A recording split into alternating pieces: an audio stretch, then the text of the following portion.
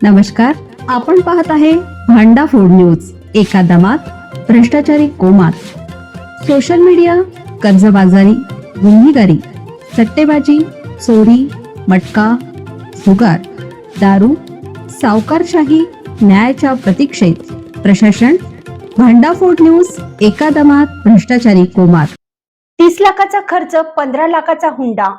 पाठवणीनंतर नवरीला समजलं IAS नवऱ्याचं ते धक्कादायक सत्य. रगपूरमध्ये एक धक्कादायक घटना समोर आली आहे, जिथे एका कुटुंबाने आपल्या मुलीचं लग्न स्वतःला IAS अधिकारी सांगणाऱ्या व्यक्तीशी मोठ्या थाटामाटात लावून दिलं. मात्र पाठवणीनंतर काही तासातच जे सत्य समोर आलं त्याने संपूर्ण कुटुंबाला हादरवलं आहे. एका मॅट्रिमोनियल ग्रुपच्या माध्यमातून प्रीतम कुमार निषाद नावाच्या तरुणाचं स्थळ आलं. या तरुणाने तो IAS अधिकारी असल्याचं सांगितलं आणि आपली पोस्टिंग मणिपूरमध्ये असल्याचं भासवलं. कुटुंबाचा विश्वास संपादन करण्यासाठी त्याने बनावट इंटरव्ह्यूचे व्हिडिओ, ऑफिसचे फोटो आणि काही नेत्यांसोबतचे आपले फोटोही शेअर केले. हे सर्व काही पाहून कुटुंबाची खात्री पटली. आपल्या मुलीचं नातं एका प्रतिष्ठित अधिकाऱ्याशी जुळत आहे. विशेष म्हणजे सुरुवातीला या तरुणाने आपण हुंडा न घेता लग्न करणार असल्याचं सांगून कुटुंबाचा अधिकच विश्वास जिंकला.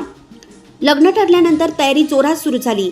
मात्र साखरपुड्याच्या काही काळाआधी तरुणाने अचानक लग्नाच्या खर्चाच्या नावाखाली 15 लाख रुपयांची मागणी केली. नातं तुटण्याच्या भीतीने आणि सामाजिक प्रतिष्ठेपोटी कुटुंबाने ही मागणी मान्य केली.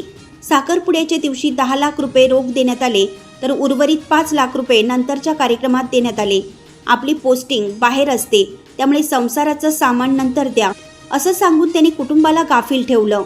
मुलीचा फोन येताच कुटुंबीय वेळ न घालवता इटावा येथे पोहोचले.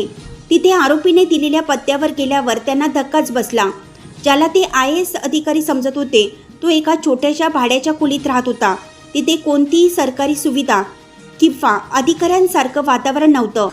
कुटुंबियांना पाहताच आरोपी आपल्या बहिणीसह तिथून पसार झाला. या फसवणुकीमुळे मुलीच्या कुटुंबाला मोठा मानसिक आणि आर्थिक धक्का बसला आहे.